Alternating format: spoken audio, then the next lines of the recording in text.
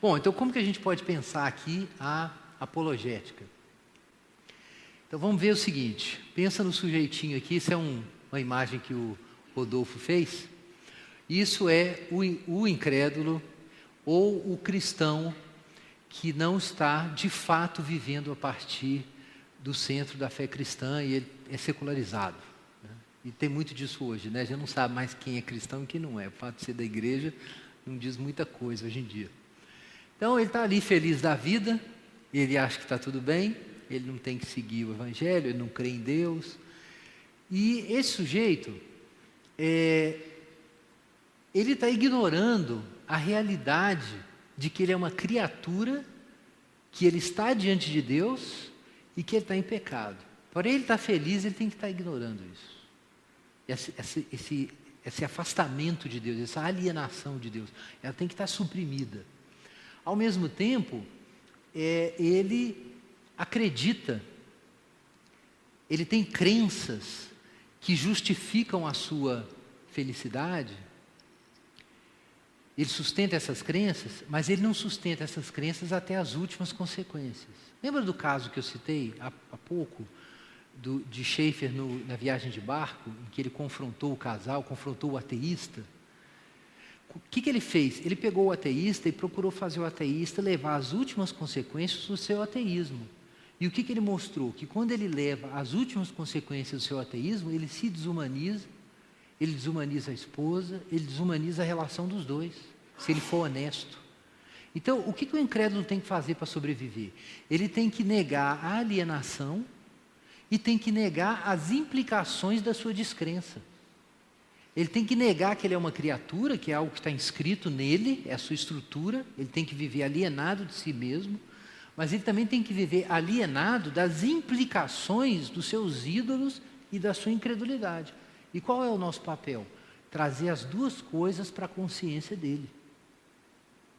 O nosso papel é esse, é fazer o cara ser confrontado com o que ele realmente é diante de Deus e ser confrontado com a miséria da sua incredulidade. A apologética tem que fazer isso. A gente tem muito ainda a mentalidade de que a gente precisa defender a nossa fé para ver se o cara se converte. O chefe diria assim, não precisa fazer isso. Você tem que primeiro causar uma crise no sujeito. Você tem que induzir a crise no sujeito, aí depois a gente discute a fé cristã. Mas como é que você vai discutir a fé cristã enquanto o cara acha ainda que está tudo bem com ele e não está? A gente faz tudo pelo contrário, entendeu? É o caminho contrário. Então, o chefe fala, vamos mudar a abordagem. Aproxime-se desse sujeito e tente trazer ele para a realidade. E o que é isso? Como que o chefe descrevia isso? Você tem que trazer o sujeito para o ponto de tensão. O ponto de tensão tem que ser induzido ou tem que ser revelado. O ponto de tensão é o fato da contradição entre o que o homem é e o que o homem acredita. Esse é o ponto de tensão. É o lugar onde se revela a contradição entre o que o homem é na realidade diante de Deus e o que ele acha que o mundo é, e os ideais dele, o que ele acha que ele tem que viver. E ele não percebe que existe uma contradição. Então a gente tem que induzir a consciência disso. Bom, o que é a realidade do homem? O fato de que existe amor no mundo e que existem leis éticas, existem fatos morais, como dizem os filósofos, a filosofia moral no mundo contemporâneo, a ética filosófica. Existem fatos morais objetivos. Se você quer uma ajuda para isso, por exemplo, você pode ler A Abolição do Homem, de C.S. Lewis. É um livro fantástico para introduzir essa questão de que existem fatos morais sobre o ser humano que são universais. Você pode levantar a questão da experiência da beleza. O que é a experiência da beleza?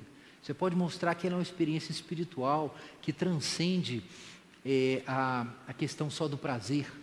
Na verdade, mais do que falar sobre a beleza, é necessário dar a experiência da beleza. Então o sujeito pode ser um ateu, um incrédulo, não acredita em nada, mas se ele tem uma experiência de ver uma coisa bonita, aquilo mexe com ele. Por quê? A beleza é um transcendental, ela aponta realmente para além do tempo, aponta para Deus. Existe uma beleza na santidade, na glória de Deus. Então, quando o homem está numa situação em que ele experimenta a beleza, aquilo amolece a sua incredulidade, ou questiona a sua incredulidade. Isso pode ser mostrado se ele acha que não existe significado, mas ele experimenta a beleza e naquela hora ele acha que tem. Ele experimenta isso dessa forma. Então, o Schaeffer falava sobre isso, introduz experiências de beleza. A questão da moralidade e da justiça, a questão da justiça social mesmo. Por que buscar justiça social se não existe significado no mundo? Por outro lado, quando qualquer um, mesmo um ateu, ele não sabe por quê, mas ele vê a história de Martin Luther King, saiu esse filme agora fantástico, né? Sobre o Martin, esqueci o nome do filme. Selma, o nome da cidade, né? É um filme que vale muito a pena ler. Mas é um pastor, né? Mas o sujeito, ele concordando ou não, ele percebe que tem uma transcendência no ser humano quando ele vê a beleza do que é a luta pela justiça, a partir de princípios. Aquilo mexe com o cara, mesmo que ele não tenha fé. Então, aquilo contradiz a incredulidade dele. Então, essas experiências têm que ser lançadas em cima dele. Então, quando eu digo que a gente tem que mostrar para o cara que ele está em contradição com quem ele é, atenção, o Paulo tanto ataca a idolatria dos atenienses, quanto destaca a graça de Deus em relação aos atenienses. Então, o que o Schaeffer propõe na verdade? Não se trata só de mostrar para o sujeito que, seguindo a visão de mundo dele, ele está em desespero. Se trata também de apontar as razões para a gratidão. O fato de que o homem tem transcendência, de que existe beleza, de que existe verdade, existe significado, existem padrões morais, que existe injustiça, mas existe justiça também. Não apenas falar sobre isso, né, mas também demonstrar isso. Então, Schaeffer falava, puxa esse lado para cima, porque o homem, de acordo com Romanos 1, ele não rejeitou o conhecimento de Deus, não adorou a Deus e não deu graças a Deus. Então, o que a gente faz? A gente mostra como existem coisas para se agradecer. A gente mostra com argumentos e a gente demonstra na prática. Isso não encaixa com a incredulidade dele. De repente, ele é levado porque ele chega numa mesa de um cristão e o cristão faz uma comida muito gostosa para o seu amigo ateísta ou não cristão e celebra com ele ali um vinho com queijo, uma coisa assim. Então, de repente, aquela experiência bonita, ele percebe que alguém se importa com ele e, crendo ou não, ele é forçado a encarar com o fato da humanidade. O fato de que ele é ser humano e de que alguém enxerga ele como pessoa. Então, isso é uma forma de pré-evangelização. Porque você está trazendo o homem para quê? Para a realidade, que o universo é pessoal, que nós fomos feitos à imagem de Deus, que a lei de Deus está escrita no nosso coração, isso tem que ser demonstrado.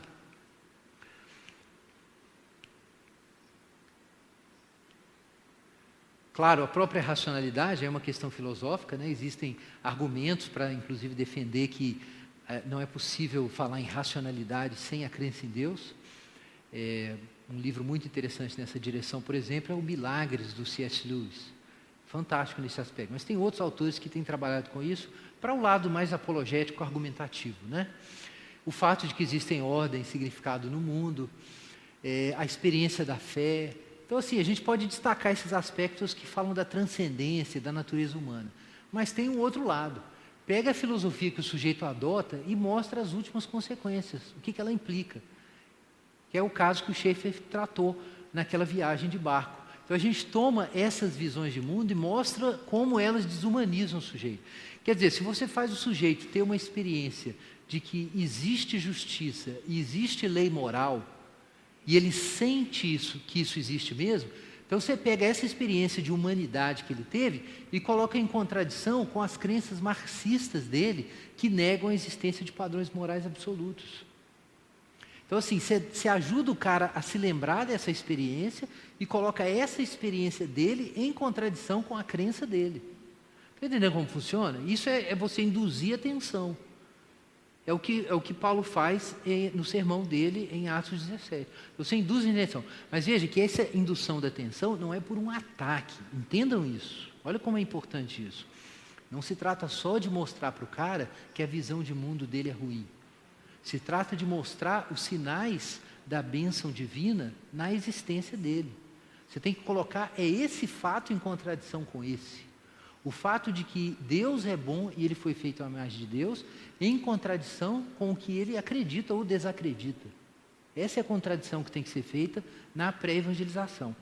Como é que o Schaeffer descrevia isso? Ele falava que isso é arrancar o telhado do sujeito. Eu amo essa imagem. O Schaeffer fala assim, ó, o que é a pré-evangelização?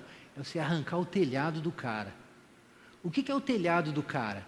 É que ele não para pensar que existe uma contradição entre o que ele é e o que ele pensa. Ele não vê isso, então a gente tem que ajudar ele a ver. Tem que arrancar o telhado, porque aí arrancou o telhado, aí entra granizo, chuva, sol, e acaba a vida do cara. No bom sentido. Porque não se trata só do cara ficar deprimido, tá, gente? O cara fica em crise com o que ele acredita, mas ele também ganha esperança, porque ele começa a sentir que ele dá um frio na barriga, porque ele fala, puxa, ser humano é mais do que eu estou sendo. Eu estou negando algo de mim que eu não preciso negar. Por que o outro tem e eu não tenho? Então, é uma experiência ruim, mas ao mesmo tempo é uma experiência boa. Ele está sendo esticado. Mas essa é a abordagem que o Schaeffer propõe, então. Então, qual é o ponto de contato, na verdade? O ponto de contato é que o incrédulo, mesmo sendo incrédulo, ele foi feito à imagem de Deus e vive no mundo de Deus. Então, irmãos, evangelizar não é proselitismo. Não é trazer o cara para a nossa igreja. Evangelizar é jogar o cara na parede da realidade. Por isso que a gente não pode ter medo de evangelizar, ficar sem graça, achar que, tipo assim, eu estou jogando as minhas crenças em cima do sujeito. Não se trata de jogar nossas crenças em cima do sujeito, se trata de fazer o sujeito vir para o mundo real, no qual ele não quer viver. Então puxa o cara para a realidade, aí a evangelização fica honesta. Porque de repente o cara descobre que você não está querendo cooptar ele para nada, que você está ajudando ele a ser uma pessoa. Com essa abordagem do Schaeffer, evangelizar e ajudar o sujeito a ser um ser humano incompleto é a mesma coisa. A gente poderia dizer que é uma espécie de humanismo cristão, ou de personalismo cristão, a apologética do Francis Schaeffer nesse sentido. Veja que ela é bem existencial, né? É bem diferente de outras propostas apologéticas. Então a tarefa apologética é tirar o telhado do sujeito, arrancar o telhado, revelar a tensão, né? Então aí ele não vai mais ficar tão feliz. De certa forma ele vai ficar infeliz, porque ele vai perceber a divisão que está dentro dele, que ele não quer notar. Lembrem disso. Quando o homem rejeita o conhecimento de Deus e rejeita a imagem de Deus, quando o homem odeia a Deus, a quem ele odeia? A si mesmo. Mas ele reprime isso de si mesmo. Então você arranca o telhado dele para ele perceber isso, que ele está em contradição. Não é uma contradição racional, meramente, também é racional, mas é uma contradição existencial. O que é interessante é que o Schaeffer procurou fazer na sua análise da cultura ocidental, a gente viu exatamente isso, né? É mostrar como o homem moderno, quando ele rejeita a Deus, ele cria uma visão de mundo e uma civilização toda contraditória. Então, digamos assim, a análise da cultura ocidental do Schaeffer mostra de forma empírica e histórica que é assim que o homem funciona mesmo. Então, você mostra isso na história ocidental, mas dá para mostrar isso, gente, na vida da pessoa. Andando com ela, se você consegue perceber isso, dá para você ajudar a pessoa. Você mostra, olha, fulano, há uma contradição aqui na sua existência. Mas você tem que ser amigo do cara antes de você falar isso. Então, essa é uma outra questão que a gente tem que enfrentar. Vamos seguir. Então, aí quando a gente revela essa tensão, de repente, aí a gente tem condição de mostrar a cruz, porque agora o cara está consciente do problema. Ó. Ele percebeu que ele está dividido contra si mesmo. Aí você vem com a cruz e fala assim, olha, só o evangelho para te integrar de novo, mas agora de forma autêntica. Ao invés de ser um bem-estar baseado na ignorância, na negação da realidade, passa a ser a alegria cristã, que é a alegria de você estar integrado diante de Deus.